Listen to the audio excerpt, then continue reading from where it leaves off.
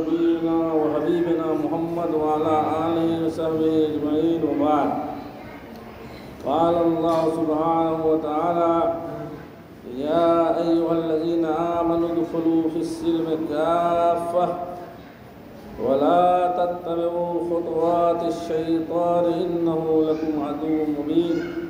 حضرات گرامی، معززین و معززات، سامعین و سامعات، اللہ تبارک و تعالیٰ کا بڑا احسان ہے کہ اس نے اس تاریخی بستی میں ہم لوگوں کو یہاں جگہ جمع ہونے کا موقع عنایت کیا، کچھ دینی باتیں سننے اور سنانے کی توفیق عنایت کی۔ حضرات گرامی، وقت کم ہے، بتانا یہ چاہتا ہوں کہ آج آپ بھی جانتے ہیں، سب لوگ جانتے ہیں کہ ہمارا دین اسلام طرح طرح کی تحدیدات اور طرح طرح کے مسائل کا سامنا کر رہا ہے۔ اسلام کے بہت سے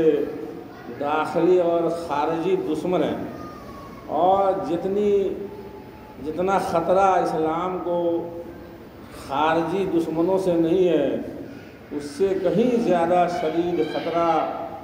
اور شریعت کو لاحق ہونے والے شدید نقصانات خود داخلی دشمنوں سے، خود ہم لوگوں سے، ہمارے ہاتھوں سے اسلام کو شدید نقصانات پہنچ رہے ہیں۔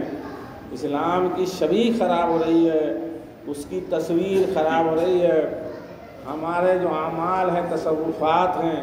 ہمارا جو اخلاق ہے، ویوہار ہے، اس کی وجہ سے اسلام بدنام ہو رہا ہے۔ اور آپ مانے نہ مانے، جتنی نفرت اور جتنی عداوت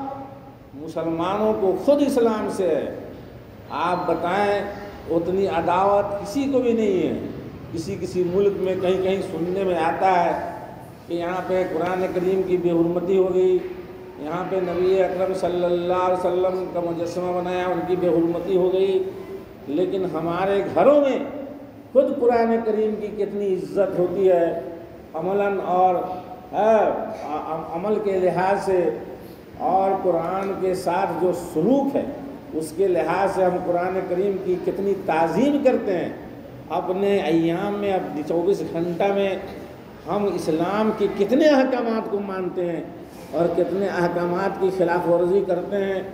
ہم نبی اکرم صلی اللہ علیہ وسلم کی سنتوں کا کس طرح مذاق اڑاتے ہیں، ہمارے ہاتھ سے اسلام کس طرح رسوا ہوتا ہے، کس طرح شریعت اسلام ذبح ہوتی ہے۔ ہم مسلمانوں کو اس کا احساس نہیں ہے، اس لیے کہ ہم اس کو ذاتی پراپرٹی سمجھتے ہیں۔ اگر یہی کام اگر دوسرا کرتا ہے، اگر کوئی غیر اسلام کے خلاف انگشت نمائی کرتا ہے تو ہم اس کی انگلی نہیں، اس کی گردن کاٹ دینے کے لیے تیار ہوتے ہیں۔ اور ہمارے بچے، ہماری عورتیں، ہماری بیٹیاں جو کر رہی ہیں، جو ہو رہا ہے سماج و معاشرہ میں، اس سے صاف آنکھ بند کر کے رکھے ہوئے ہیں۔ میرے بھائیوں، نبی اکرم صلی اللہ علیہ وسلم کی ایک حدیث ہے، یاتی علی الناس زمان القابض علی دینہ کالقابض علی الجمر، کہ آنے والے ایام میں ایک وقت آئے گا ہمارے جانے کے بعد، نبی اکرم صلی اللہ علیہ وسلم نے فرمایا ہمارے گزرنے کے بعد ایک وقت آنے والا ہے جس میں دین پر قائم رہنا، دین کو تھامے رکھنا اتنا مشکل ہوگا، اتنا ہی تکلیف دہ ہوگا، اذیت ناک بن جائے گا،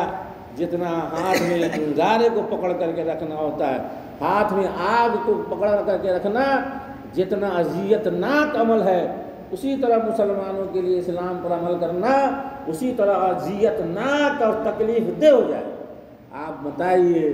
ہمارے سماج میں ہم 24 گھنٹہ وقت گزارتے ہیں، 24 گھنٹہ میں ہم کتنا اسلام کے قریب ہوتے ہیں، کتنا اسلام سے دور ہوتے ہیں، ہم کتنے اسلام کے احکام کو فالو کرتے ہیں، کتنے کو رد کرتے ہیں، کتنے کو مانتے ہیں، کتنے کو جو ہے کہ نہیں، کتنا ہم اپنا منمانی کرتے ہیں، نفسانی خواہشات کے پیچھے چلتے ہیں، اور کتنا قرآن کے پیچھے چلتے ہیں۔ ہر شخص فیصلہ کر سکتا ہے، ہر شخص کو معلوم ہے امت میں بہت سارے طبقات ہیں، کچھ لوگ قبر پرستی میں مبتلا ہے، یہ شریعت نوازی ہے، یہ قرآن کو ماننے والے لوگ ہیں، دعویٰ اہل سنت کا ہوتا ہے،